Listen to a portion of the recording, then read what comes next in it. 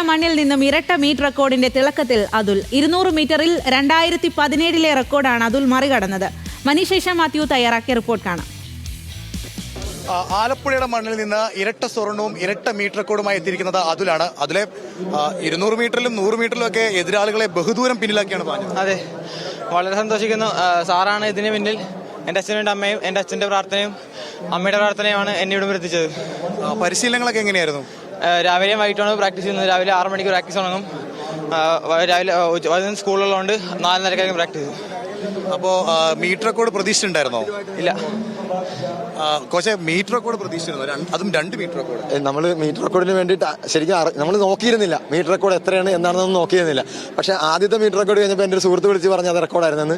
ഇന്നത്തെ കഴിഞ്ഞപ്പോൾ ഞങ്ങളുടെ കൂട്ടത്തിലുള്ള ഞങ്ങളുടെ എല്ലാ സഹായിയായിട്ട് നിൽക്കുന്ന അഭിജിത്ത് പറഞ്ഞ് സാറേ ഇത് റെക്കോർഡാണെന്ന്. അപ്പോഴാണ് നമ്മൾ അറിയണത്. അപ്പോൾ ഈ മീറ്റർ റെക്കോർഡ് നേടിയതോടെ ഇനി കൂടുതൽ സൗകര്യങ്ങൾ പരിശീലനത്തിൽ ഒരുക്കി തരാമെന്നുള്ള വാഗ്ദാനങ്ങൾ ലഭിച്ചോ?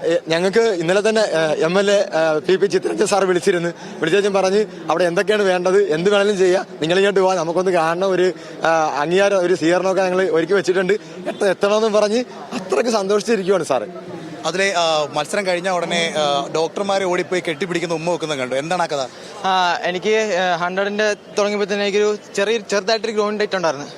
അപ്പോൾ എനിക്ക് അതിനുള്ള എങ്ങനെ ചെയ്യണം, എന്ത് ചെയ്യണം, മരുന്നും കാര്യങ്ങളൊക്കെ തന്നത് ഫ്രെഡി ഡോക്ടറും ഡോക്ടേഴ്സാണ്. ഡോക്ടേഴ്സ് എല്ലാം ഇവിടെ ഉണ്ട്. അവരൊക്കെ ഞാൻ ഇൻസ്റ്റിറ്റ്യൂട്ട് ഓർക്കുന്നു. അത് മാത്രമല്ല സാറേ, അപ്പോൾ ഇരട്ട സ്വർണമാണ് അതുൽ സ്വന്തമാക്കിയിരിക്കുന്നത്. നാഷണലിലും അതുലിന് മികച്ച രീതിയിൽ പ്രകടനം നടത്താൻ കഴിയട്ടെ എന്ന് ആശംസിക്കുന്നു. തിരുവനന്തപുരത്തു നിന്നും ക്യാമറമാൻ അക്ഷയ് വീസിനൊപ്പം മനീഷ് മാത്യു, ന്യൂസ് മലയാളം.